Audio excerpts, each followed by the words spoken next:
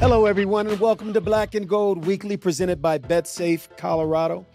I'm your host. I almost said I was your guest. I kind of want to be the guest today, but I guess I'm obligated to host. Charles Johnson with you for the next half hour or so. And of course, with the season ending last week, it is our wrap-up show. And I'm actually going to bring back, I think it may have been my first guest. And I wanted to bring him back because there was an analysis of the season. I wanted to get his opinion of what his overall thought of this season is, given now that it's all in the books. 8-4, the final record. See you fall into Utah on the road, 23-17. I thought, interestingly enough, one of those games, of course, you play it to win it. But I thought there was some takeaways coming out of this game that's positive for CU. But that's just a bit of a footnote in the overall sort of scheme of what took place this year. I can't remember a season that has been so such highs and such lows, particularly for a team that finishes 4-8. But with all that all that came to bear for the CU football program from the time Coach Prime was named into that position last December to where we are now. We're almost a full year in the Prime era. And my goodness, deep breath. It's been one of those rides that has been, as I've always said over the course of this year, unprecedented, I think, in the history of college football. Perhaps unprecedented in the history of college athletics. We'll continue to break this down. But before we do, I wanted to head out to Atlanta, GA, and hook up with my main man. They call him Slash. He did just about everything. Pittsburgh Steelers, man, CU Buffs, second greatest quarterback in the history of this program. And I welcome him on to the show, my dear friend, my frat brother, the man, the myth, the legend himself, Kordell Stewart. Stu, what's up, baby? What up, dog? How you doing, bro? You suck tonight, man. You're so crazy. You're so crazy. The second best. I want to know who's the first.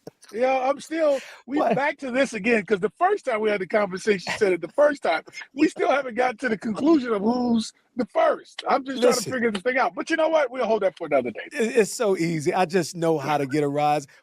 I just love every time I say that, you just like, here he go again, man. This foolishness, man.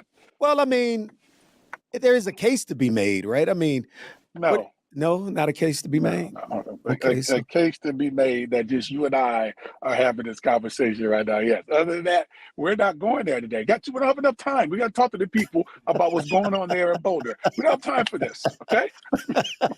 Well, listen, I'm gonna take your advice on this. Let's talk about what's going on here in Boulder.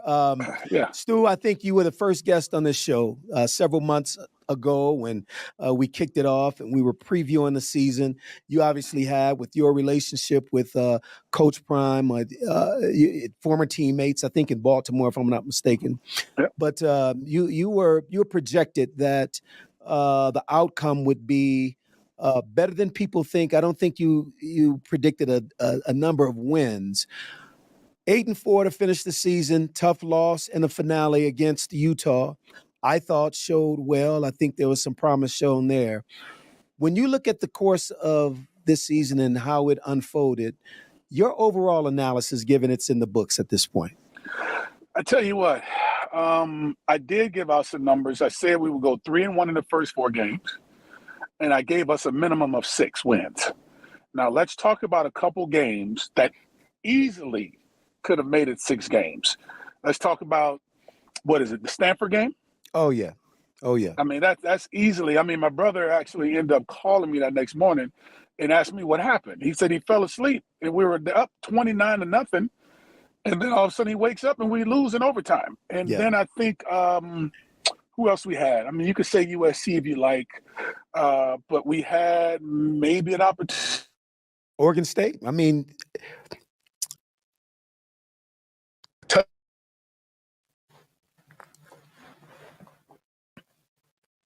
I can't. I think we lost audio there. Hold on one second, Stu. We lost your audio. Had if I could have it my way, we'd lose your video and not your audio. Because what you're saying is, do we have you here? Do we have him back? Can you hear me now? There we go. We got you. Yeah, and arguably we could have had at least a minimum of 6 wins for sure, maybe even 7. But let's be transparent. The moves that we made right after spring, where we lost about 60 kids or so, whether it's through them wanting to leave or positioning these kids to go another direction because of what we were doing and how they didn't fit the program. You then bring in that same amount of kids, plus maybe 10 or a few more than that. You have literally 3 months to figure it out. Figure out the taste test of who's the go-to guy in certain situations. Where can we run the football? Whether it's come down to actually learning these kids the system that when they came into, it was all over again new for the majority of these kids, particularly on offense and defense as well, but offense in particularly. But this is what I'll say. I thought it was honestly, and I'm going to use the word amazing. And the only reason I'm going to say amazing is because the excitement leading up to the season was everything, nothing less than a national championship type vibe, right? Do you dock the team because we got something less than that? I don't think so. I think if anything, the foundation has been set for what it is that we're capable of doing at Colorado. And now you see through the process the things that you do need. I'm a type of player being in Colorado to going to Pittsburgh that we always did things from the inside out. And before I got there, it was done from the inside out. And once you do and you look at the teams that's in the playoffs right now, you know, you look at the Georgias to the Michigans, especially the Michigans, the Washingtons, the Florida States, the Ohio States, and the Oregons. Everything is done from the inside out. Yeah. And as we've tried to figure out to the latter part of the season that running this fast-paced offense to where we can point out who the mic is, to who's coming down into the well, if you will, with a safety coming down in the box and making a call quick enough. We're not being able to do that. And I think we tried in the latter part of the season and we looked a little better as far as continuity was concerned. But that's the only way we can actually have a chance to compete, by working from the inside out. Ask shedeur. I mean, he's beat up. He's beat up right now. You talk about cracked ribs and things of that nature. So I just think it's everything, you know, amazingly that was done, I thought, there with Coach Prime and assembling such a staff to a team within 3 months to work together and playing in their first game to beat TCU on the road. It was a remarkable season, but I think now that we have our feet on the ground, now it's time to really start digging in the mud, getting our elbows deep down inside when we go to try to figure out what we're looking for and come out with the feeling going into next season that we have something to look forward to. Because if we did it that way and losing those few games the way we did it, just throwing it together, just imagine when we really, really, really get some time. And I think we're going to have that opportunity to show that. Stu, I think you're absolutely right about that. I look at the season, and you're right. The pivotal point was the Stanford game. 29-zip at halftime, you lose that football game. It seemed as if for a team, and it makes sense, for a team that, given everything you just shared with us, still trying to figure themselves out. That's one of those games that if you win it, man, you probably scratch out a couple others, maybe one or two that you weren't supposed to win. But when you lose it, whatever doubt might have been there or whatever insecurity might have been sort of creeping around, it becomes the norm, right? And we saw that. It's funny. It's been almost a year since Coach Prime is almost just, I think, 2 weeks short of a year since he was hired. Mm-hmm. If you look at for lack of a better term, I'll call it a circus, a great circus in a way, given all the energy and of course the revenue numbers and everything that's taken place from the time he was hired. It's almost like, okay, the circus part of this experiment is over. Now, as we enter into year 2, really the first real recruiting season of the Coach Prime era, I think this is where the foundation is to be set. And you hit it on the head. Twice you got it right today. I've been knowing you for over 30 years, and you've not gotten anything right two times over the course of that period. But you're 2 times in the black today, so I got to give you some props. Inside out, man, you are absolutely right. And I don't know that this staff knew how vulnerable they were up front until the season sort of got going, and they discovered that that was exactly the place and the case. And to your point about offensive philosophy, this is just my own personal theory. I think what CU wanted to do with Coach Sean Lewis, congratulations to Coach Sean Lewis. He just got named head coach at San Diego State University. But I think there was a disconnect between your personnel, particularly up front, and what Sean Lewis specializes in terms of what he does offensively with that hurry up, go, go, go, go. The problem was we weren't good enough up front to stay ahead of the sticks.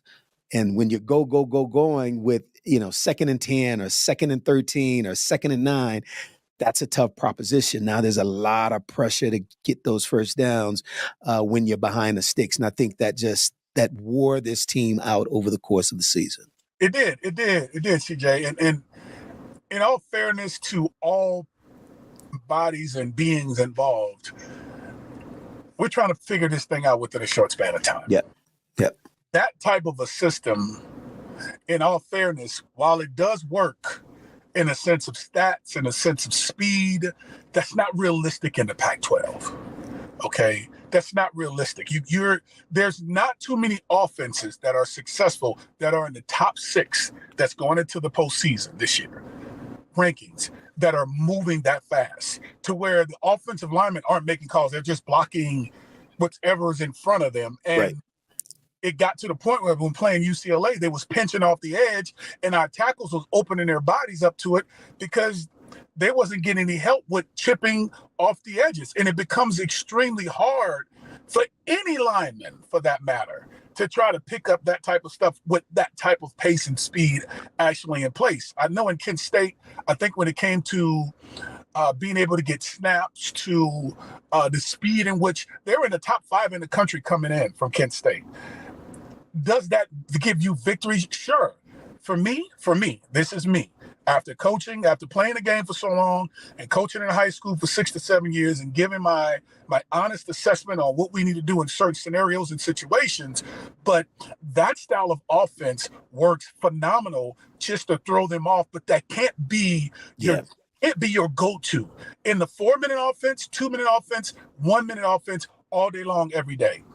Now you give the O-lineman the opportunity and also the play calling. Because let's just say, for example, for the sake of conversation, we go out and score in less than 8 plays. Defense is back out on the field. Let's say we go out and go 1, 2, 3 and out. The defense is back out on the field. So the defense may be averaging over 70 plays a game. That's impossible. Yeah, hard to sustain. It's no continuity. So there's nothing that can stick and stay that says that strategically as an offensive coordinator and a defensive coordinator, we can collaborate on what we're trying to do in this game because we know what we need to do. Well, in this case, okay, we're playing against USC. Let's play takeaway. Let's play keep away. Let's go out and let's just run the ball, play action pass. Let's be methodical, try to get 9 to 12 play drives, eat up the clock, force them to have to play fast. Get our defense with the feast and famine approach that we had when it came to blitzing and guys coming from all different directions, give them a chance to dial up some plays. Now you have more continuity to where now you're taking control of the game. Yeah. You got quarterback in positions to where you're all about getting first downs. And if we could take the shot plays, we get on the plus side of the 50-yard line and we take those shot plays. Worst case scenario, it's an incompletion, pass interference, or it's a touchdown. That's the 3 objectives that you have in situations like that, but it didn't work. It looked good at times, but if you're really watching it, you saw where the flaws were, and that was protecting shedeur. Shedeur, spite of, still gave you great numbers, whether it's the passer rating to the passing percentages, but what they did not have was a steady dose of a running game. That's right. Take some of the pressure off of that O-line, because your O-line can't play on their arches and their heels. They have to play on their toes, arches to their toes moving forward to make them have to respect what we're trying to do. Even though if we don't do it well, at least they hold the linebackers for a half a second. Make the safeties look in the backfield for a tick. Make them try to go to single high safety to get my receivers that run the 4-3-4-4 and the 40 one-on-one in coverage to where now we can give shedeur an opportunity to give these guys a chance. And all due respect to Coach Sean and the things that he's brought into to the program, it was really good, but we just couldn't make the adjustments, let alone we couldn't become creative enough. And this is just me as a quarterback, creative enough to allow the kids who really aren't sure about what they're doing, particularly on the inside, let alone on the outside, because it seemed like it was too many people, too many players not on the same page. Yeah, right? yeah. And that can get a little scary now, and it causes the quarterback to hold the ball a little longer because he can't trust every single thing that's going on. So it's kind of it worked out as best as it could, I thought. Coach Sean, he's off to San Diego State. Congratulations, as you alluded to him. I think it gave Coach Prime an opportunity to see what we need. I think it gave the kids an opportunity to see what they had. Right, and what it takes.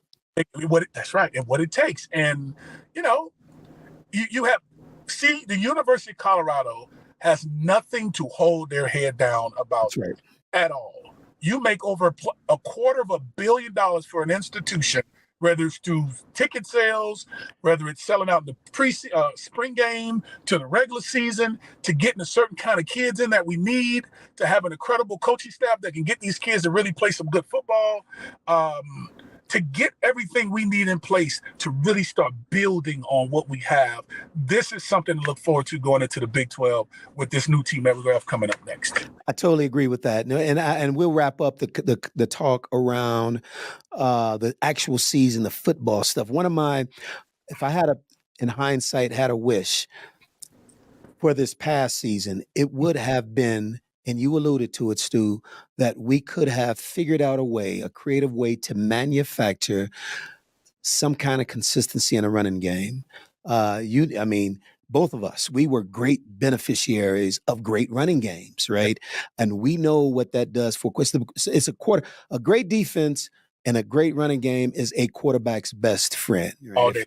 If you can hold the backers and slow the rush down, we gonna win. C was never quite able to, in any consistent way, and to your point, being creative, figure out a way to get ahead of the chains by running the football. And so the pressure just mounted. That said, you mentioned as well, the old Big 8, Big 12 conference, man. I'm a Big 8 guy. You were a Big 8 guy too. I think the 12 came later. Yep, it came about 3 or 4 years later. Yes, it did. Yep.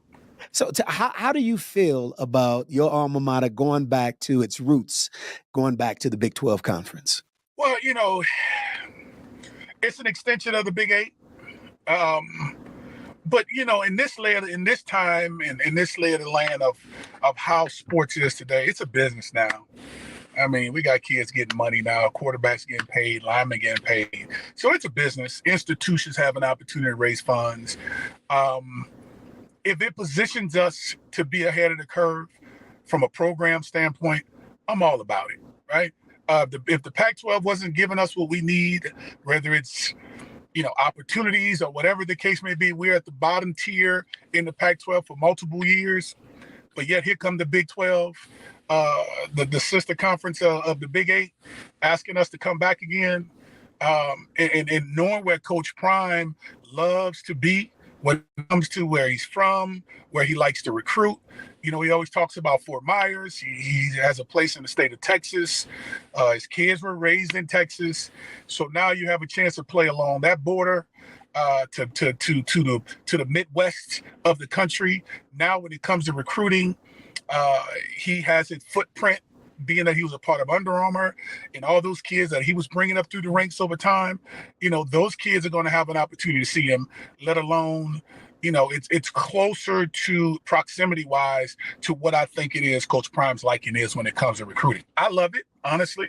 I love it. Change is always good.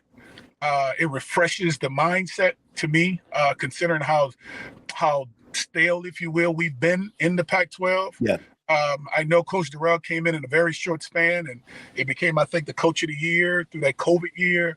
And we had a chance to make some noise to be productive, but that was in a short season. But it was short lived, to be honest. When it comes to being there too long, so I like the move we made, and if it benefits us as an institution and as a program to be able to recruit and have a chance to compete the way we need to, based on how we recruit, I'm all for it. I'm Yeah. 100%. I think I think geographically, to your point, this is closer to where Coach Prime likes to recruit, right? I understand the the rationale for moving to the Pac-12 conference, and I was willing to give it a chance. Obviously, we gave it a shot. It never really stuck for me though. It didn't. It never quite made sense. And I listen. I admit there's some Big 12 bias with us, right? I mean, that's what we're accustomed to. But it just never. I never thought the Pac-12 conference was stable. I think evidence of that is the fact that it's imploded. Um, How many and left in the Pac-12 right now? Like left? Who's I there? think right now it's Oregon State and Washington State. I think those are the only two teams that are literally left in and they won't be there for long. So there's gonna be what's gonna be the Pac-2? Well, it'll it's likely. I think they'll probably take a number of schools in the area. A number of Mountain West schools will probably join Okay, to make the Pac-12. okay, group of 5 schools. I got you. So, Yeah. yeah, so it's gonna be interesting to see, but yeah, I just never felt at home in the Pac-12. It just didn't feel natural to me. It was kind of like, did you have a Jerry curl? You had a Jerry curl back in the day. Hey man, where are we going with this? No, I'm Where, just I'm just where asking, are man. we going with this? I mean, I just want to know. Did you have a Jerry curl? I never had a Jerry curl. I always had the Okay. waves, man. I always had the Yeah, I waves. cut it out. I cut it out. I cut it out. I cut it out. It's gone. It's gone. Yeah, It's all gone. It's gone. I don't know what you're talking about. all I was gonna say It was is a kind Rick of like James up on top of my it head, man. It was a Rick James up there. was kind of like that Jerry curl you had that didn't quite take right. It was Hey, nappy on the you roots. know what? I'm gonna give everybody a little spin. So I had a luster silk type Jerry curl where it was more wavy and natural looking. And so what I used to do, because Michael Jackson was a big deal back then. And so what I did was I used to take the comb and I used to comb it back. It used to be real wavy. And I took the comb and I kind of took the piece and I turned it in front so it comes down like my. You know, I thought I was doing something back then, man. Oh Lord, I figured it was Lord. a thing. But we go ahead. I digress. Go ahead. Where are we going with this? Go ahead. Hey man, I don't know where we're going with this, but all I know is being in the Pac-12 was like that old Jerry curl that you had it was wet on the top but nappy in the roots. Woo! Boy, So I tell you it what, never you put quite that took. helmet on. Just imagine putting that helmet on, boy. God dang, I remember them days, Chuck. Oh Hey, my God, you brought hey, back memories, baby. hey, let's bring it back. By the way, Black and Gold Weekly presented by BetSafe Colorado. Thank you all for joining us. But let's bring it back. I thought about this as I was preparing for the show. NIL, Yeah. and I'm trying to go back. Let's like present value what the value of a Cordell Stewart would have been in an NIL era back in Whew. 1993, 1994. My guess is you probably thought, man, I was just born 20 years too early, whatever it was. What would your number have been? I think I've seen some incredible NIL value numbers. What would your I'll number say, have been, Stu? I'll say this. So before I actually came on the show, I'm on my phone and something jumps up on my phone on social media and I see the head coach for Nebraska because Coach Prime had mentioned, we're not an ATM at the institution because kids are bag grabbing, right? And some kids are decommitting and some kids are committing because of the bag, right? And Coach Prime made a statement that we're not an ATM and people just mauled him for it, right? Right. As if it's about money. And here it is, the Nebraska head coach in his presser talking about the transfer portal, mentioned, to bring a quarterback on the team, it's going to be anywhere from $1 million, $1.5 to $2 million to get that kid out of the transfer portal, as opposed to allowing those kids to develop and earn it as they come in. So, and I'm like saying to myself, while they're saying this, he's not wrong. Coach Prime wasn't wrong. Coach Prime has a tendency to see how the landscape of everything is well before it happens. Right. So when he speak on it with such the brashness that he does speak about things, because he's not going to filter what he means and he's going to mean what he says in a way to help you understand that he's he's aware of what's going on, people will jump on him about it. Mind you, somebody comes right after him. It ain't even a week long, and says the exact same thing. Yeah. And to your point of that question, I mean, what? If you look at how I was playing, I think I ended in the Big Eight, the leader of all-purpose yards and leader in all-purpose yards in the Big Eight. Like today, you mentioned that kind of stuff. You going in that direction with that kind of stuff. You're looking at $3 to $5, maybe $4 million, $6 million. I mean, I don't know if Coach Mack would have allowed it, because you know how Coach Mack was. Well, I mean, if it was the rule of the game, it was the rule of the game. And I wouldn't have wanted to go to the league at all. I would see if I had another year eligibility. I was getting to that point. Like, you're just looking for years of eligibility to stay in college. That's right. Let me throw this one at you. Who would have, as far as the history that you know, Colorado football, who would have had the highest NIL value? Me. Me. There wouldn't have been a higher player. Here's the deal. You talking about between all the players at CU? All the players at CU. Okay, Rashawn Salam rushing for what he was rushing for. The late great. Yep. Over 2,000 yards, puts him in high in that category. Michael Westbrook falls in that category. He was in my class of 95. He was the first player taken. I think in our sophomore year, he had a chance to go top 5 picks, and he ended up going to 4th in 1995. Charles Johnson, he had big numbers when leaving. Brian Stoltenberg, the way he was playing up front. Chris Nioli, you got. You just gonna name your whole team, man? I mean, you're just gonna name your whole team? Yeah, I mean, I could do the same thing. And look at you guys on defense. I didn't say offense. Look at you guys on defense.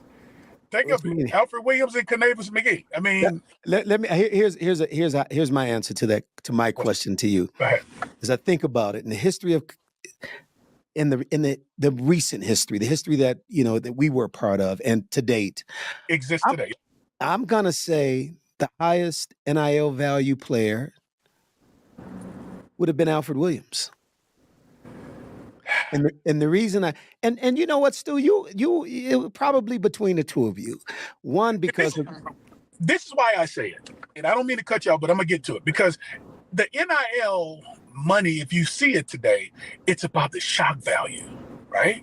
If you have that explosive game, your value steadily climbs. Sure. If we're going off of one moment in my career, if that's all we want to go off, we're not talking about 92 when I broke the record and threw for over 409 yards in my first game starting against CSU, to beat Wisconsin, a Rose Bowl team. We're talking about one play, the Hail Mary pass against Michigan.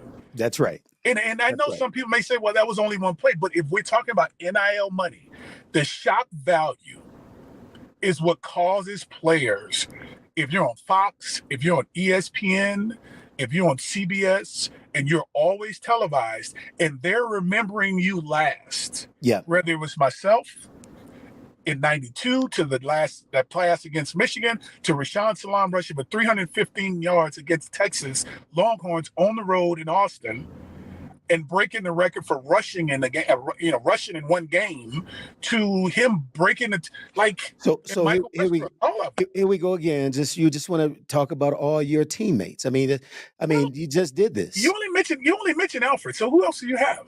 I mentioned you. I said Alfred, and the reason Let's go EB. No doubt. Alfred's such a personality, right? I think that there's obviously attraction.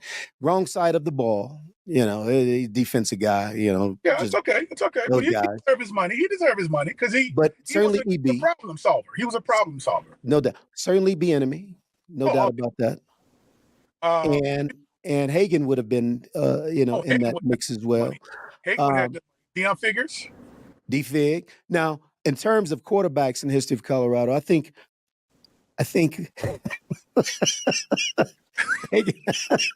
look, man. Get my water on this one. Look.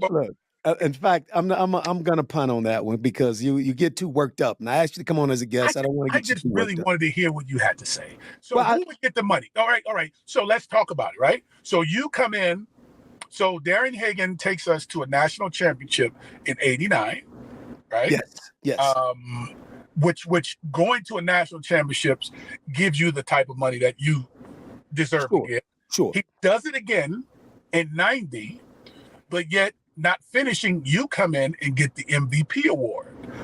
But Hagan what he had was the campaign, right? So he led an undefeated team the year before. Yep. So he had a whole nother year to take advantage of the value that would come along, and then we, make that run again.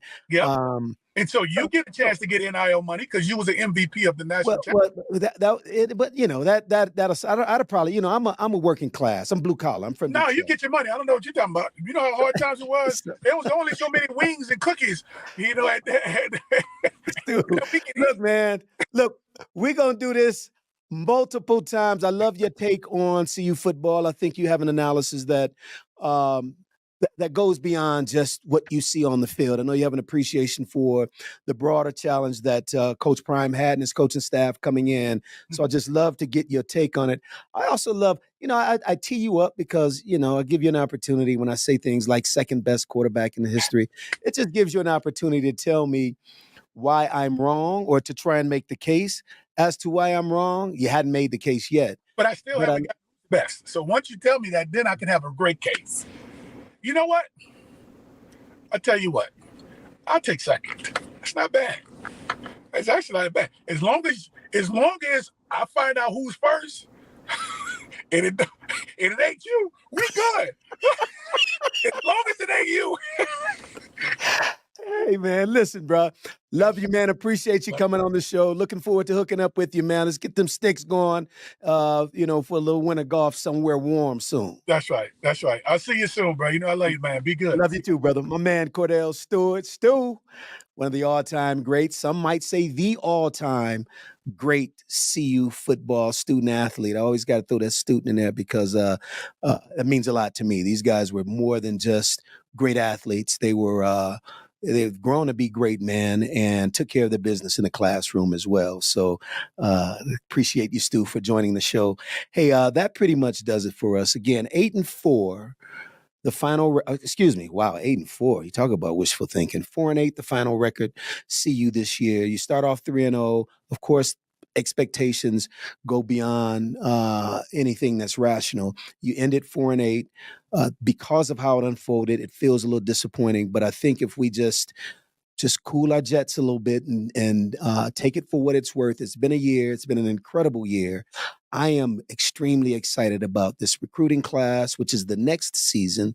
Then, of course, we'll get into spring ball, and that'll carry us into the summer where the team will get ready for fall football where it actually counts. So much to be excited for. Big 12 conference coming up, something I'm excited to get back into. I kind of like our Midwest-South alignment. It was, as I said before, it was always a little bit unstable in the Pac-12 conference. I couldn't figure out exactly who, what, when, where, and why. And so it's great to be on this side of it. But that said, it's been an amazing run. We'll come back and do it next week as well. Kind of break down. We took a look back in the past. We'll kind of look forward in the future to see what's in store for the Colorado Buffaloes as we project into the future, the near future, recruiting. As I mentioned, spring ball, and then launching ourselves into the 2024 football season. That does it for us. It was Black and Gold Weekly presented by BetSafe Colorado. Thanks for joining us, and we'll see you next week.